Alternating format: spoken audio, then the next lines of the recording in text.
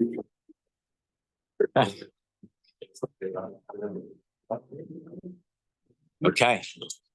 What's up, everyone? So the last couple of nights we've been discussing, the Parsha talks about the Mikdash. We've been talking about the Mikdash, Mishkan, Beit Knesset, how that applies today. It also talks about the Kelim, about the various vessels that were made for the Mishkan. One of the most prominent of those is the Menorah. And there's a fascinating contemporary debate that takes place relating to the Menorah. I'm going to share with you in the next few moments. So I'm sure you've all seen, in some form or other, there's a very famous picture of the golden menorah coming from the Beit HaMikdash, which was sculpted in Rome, in the Arch of Titus. The famous picture of the Roman soldiers going out and carrying along with them. The Gemara Gittin tells us that when Titus destroyed the Beit HaMikdash, he took the Kelim, took them back with him as well. We know this was the practice in the first Beit HaMikdash. Nebuchadnezzar took the Kelim, etc. So, and that picture is quite detailed, the picture of the menorah. And in fact, that picture was used as the model, as the prototype. If you look at the symbol of the state of Israel, which is the symbol of the menorah, it's based on that menorah, which was there from the Arch of Titus. There's a very funny story. When I've never been to Rome, and my wife was there a few years ago, and they went, I don't remember exactly, but they were going on a tour, seeing different things in Rome. And they asked the tour guide, are we going to see the Arch of Titus? And the tour guide looks at them and says, you must be Jewish. Because why? Because nobody else has heard of it. Right. This was meant to be, that is good historical irony for you, or more than that, shkacha, but this was meant to be the symbol of the defeat of the Jewish people by the Romans. Those Romans no longer exist. That monument to their victory over us is something that we're the only people who actually knows that it exists. So that goes to show. In fact, there was a postscript to that story, or maybe happened before. They went to the Colosseum, and apparently outside the Colosseum they have, the ancient Roman soldiers don't exist anymore, but they have people in costume dressed up or whatever. And they heard one of these actors pretending to be a Roman soldier speaking in Hebrew, and they went up to him, and he was. Wait, it gets better. So they went up to him to say hello, and he showed them that he has a tattoo on his arm. I don't remember, a tattoo of Magen David or something in Hebrew or something, a very Jewish symbol. I'm not getting now into the question of permissibility of tattoos or otherwise. But again, this is just so they have this picture. Actually, we have this photograph which we printed out, and every year at our Pesach Seder, we get to Vahisha Amda, we take out this photo. Look at this. These are the people who thought that they beat us. We are the ones pretending to be them because they don't exist anymore. They're not here. And we are. That is the pattern. That's Jewish history. We're eternal people. Amanetzach lo mefached. We've defeated every other enemy that's come before, and we'll defeat the enemies that we have today as well. But in any event, so this menorah, this picture of the menorah was used as the symbol, of the state of Israel. And it's incredibly detailed, the picture. But when you look at it, there are a number of problems that it raises, a number of difficulties. Number one, you look at the shape of the menorah. Okay, so this is a classic argument, machloket. The shape of that menorah is really curved, right? They're all coming out. But there are those who say that, in fact, the menorah should not be curved, but the lines are coming straight. You have the one branch in the middle, and all the branches are coming directly off that one. If you look, you'll see whenever Chabad, for example, the Lubavitcher Rebbe we'll get to, was very, very insistent that is the correct form, that the branches need to be straight, connected to the middle branch, and not curved. That is one question. Okay, that is the machloket. There are those who hold this way, those who hold that way. Another difficult detail about this is if you look at the bottom, if you look at the base of the menorah, so you'll see that there is a flat base, right? That is in that picture. But according to many of the Mefarshim, the base was not flat. There were three legs. Right, this is the way Rashi writes. This is the way the Rambam writes. It's very, very clear. There are other Mefarshim who say that it was flat, but seems to be the majority opinion is that it was. And furthermore, the third problem, and this is the most difficult, that when you look at that picture, there may be others as well. But when you look at that image, you'll see at the bottom on that base there are pictures. There are pictures that are drawn on. In fact, the menorah that is outside the Knesset, that was given as a gift, I don't remember from who, but has all sorts on each one of the branches. There are all different images. British government, okay. And depicting different scenes from the Tanakh, etc. So Rav Herzog has a whole I think it's Rav Herzog has a whole discussion regarding that menorah we spoke about once in the Tzur Shiur, back when we were in volume 1, talking about depictions and pictures of images of human beings, etc. The permissibility of that caused its own controversy. But on this menorah, so you have at the bottom these images of animals, and there's the image of what is called a drakon, which is seems to be some sort. It's mentioned in the Gemara. It's mentioned in different places. It looks a bit like a snake, maybe halfway between a snake and a dragon. Not sure exactly, but it's some mythical creature. This is very, very problematic because this was the symbol of Avodah Zarah. The Mishnah tells us that if you find an object that has the symbol on it, you have to destroy it. You can't get any benefit from it. We have to assume that it was used for Avodah Zarah. So to say that the menorah of the Beit HaMikdash has a symbol of Avodah Zarah on it is extremely problematic for obvious reasons. Now, you might say, okay, why do we have to go into such detail? It was a picture. It was a picture that was done, or sculpture, picture, whatever it is, that was made by the Romans. So first of all, it bothers us because if this was used as the emblem of the state of Israel, so maybe we've made a mistake in the way the emblem was adopted. But also, we have to understand, where does it come from? So you might say, well, who cares? They just made it up. It's not anything we have to take notice of. Rav Herzog doesn't think like that. Rav Herzog has a Maamar on this. It's actually very interesting. He says that he was asked about this by an archaeologist, and he had a whole discussion with him, and this was a number of years before he wrote the article. And then he says, I'll as much as I can remember of what I answered him, more or less, I'll write in the article. But he says like this. He says, this is Rav Herzog.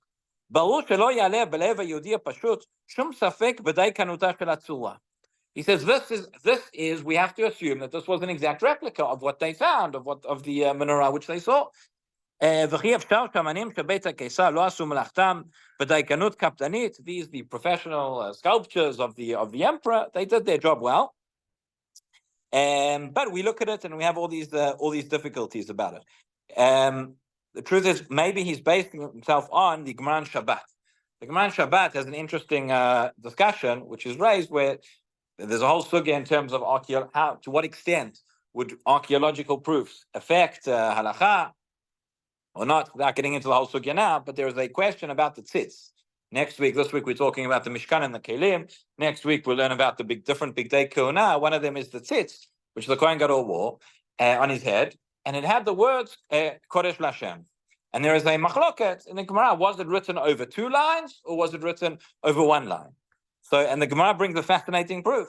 It says it was written over 2 lines. The Gemara in Shabbat, Afsamach Gimom and Bet. Bebet Fitin, Yudhei Lamala, V'Kodesh Lamed Lamata, V'Amar Rabbi Eliezer Rabbi Yossi, Ani Leitiv Be'il Romi. He says, I saw the tzitz. I saw it in Rome. They had the tzitz. V'Katuv Kodesh Lashem B'Shita Achat. And it says it in 1 line. Now the Rambam, when he comes to Paskin, Rambam in Chot Klei HaMikdash, he says that the tzitz should be made and should have these words in 2 lines. But if it was in 1 line, that is kasher. That is b'di'evet, but that is kasher. So the Beit Yosef, or the Kesef Mishnah over here, and the Rambam says, he says, based on this Gemara, he says, why did the Rambam say it like this? He says, the Rambam thought that it was correct, that it should be in 2 lines. But we have and the Gemara brought it. The Gemara brought the archaeological evidence. They saw the tzitz. They saw it was in Rome. They saw what it looked like. So it must have been that they made it that way or they made it this way. But if it was made that way, it has to be kosher as well. I.e., he's not prepared to just throw out. Right, that's brought in the Gemara, but he's not prepared to just throw out that evidence and say, well, they just did it however they want, or what the Roman sculptures did was not accurate, etc. So what do we do? So what do we do with this picture of the menorah? How do we explain it? How did it come to this? So again, the fact that it's the shape of the branches that is curved versus straight, we can say that's a machloket. Could that be proof for one shita over the other? Maybe. Where it comes up by the Rambam. So Rashi says very clearly that it has to be the way it has to be. The Rambam has a drawing in Perush HaMishnayot. You'll see that the Rambam has a drawing of the menorah.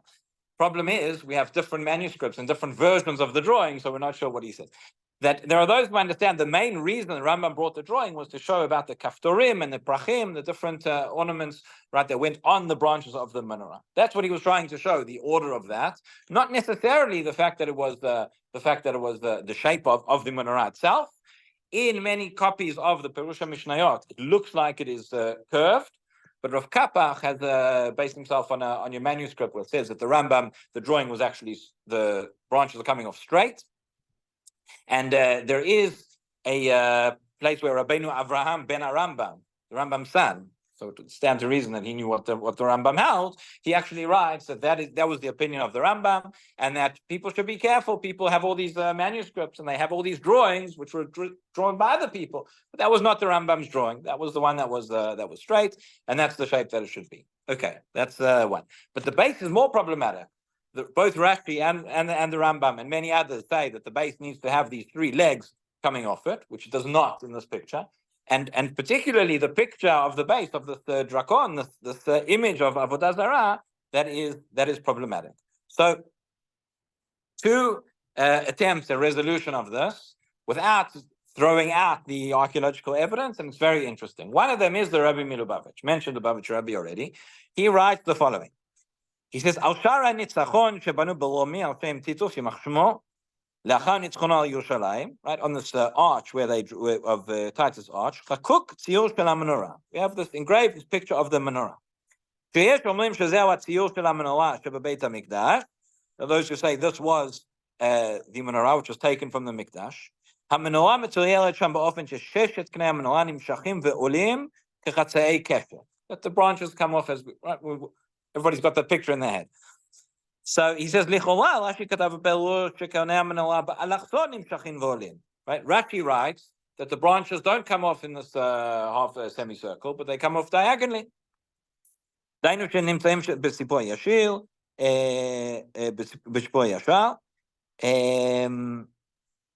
he says that's the same. That's what we have in the many of these manuscripts of the Rambam, quoting the Rabbeinu Avraham ben Rambam, that is how his father drew it. There's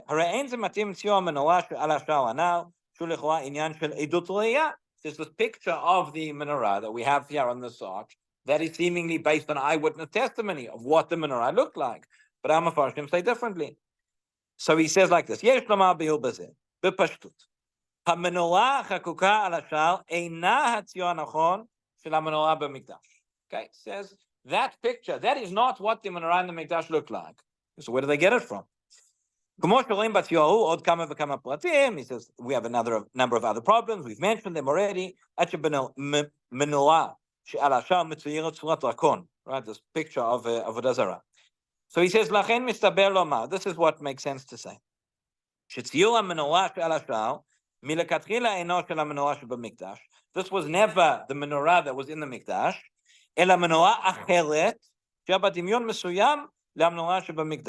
This was a different menorah. Where did it come from? Meaning they created the sculpture, they were faithful to what they actually saw. But this was a different menorah. Where did it come from? He says, since it's a very significant object, says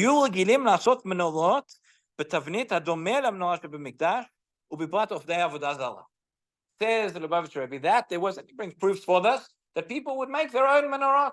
They would make a menorah. We know that there's an issur to create a menorah, a replica in the same shape as the original menorah in the mikdash. That's why some say when it comes to Chanukah, that's why we have the extra day. So the Chanukah is not the same as the menorah. But there were those who made replicas, especially, and they worshiped for Avodah Zarah. And when it came time, when the Romans took the menorah, they took the wrong one. They didn't get the original. They sent the Jew to go in and get it for them. They didn't get the original menorah in the mikdash.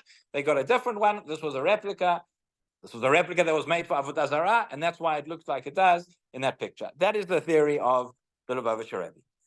Rav Herzog, in his article, also has another idea, no less daring, and he says the following. He says this is because again, the base in that picture, that can't be that was the original menorah in the mikdash. He says they took the menorah from the mikdash, and on the way, when they were carrying it, somebody dropped it, and it broke. Okay, and he says therefore the base, they created a new base, and it's much easier to create a base that is flat rather than one that has legs. Okay, you can see, you laugh at the answer, but everybody was bothered by this question. Anyway, what comes out of it, Rav Herzog says, therefore, he's very, very bothered by the fact that the state should use this as the picture, because clearly, whether we accept this theory or that theory, this is not this menorah. In some way, it's a replica. In some way, it's an incorrect replica of the way that the menorah looked in the Mikdash. עד כאן. רבי חנניה בן עקשיא אומר, אצל הקדוש ברוך הוא לזכות ישראל, לפיכך בא להם תורה מצוות, שנאמר דרך בשמן צדקו, יגדיר תורה ויד.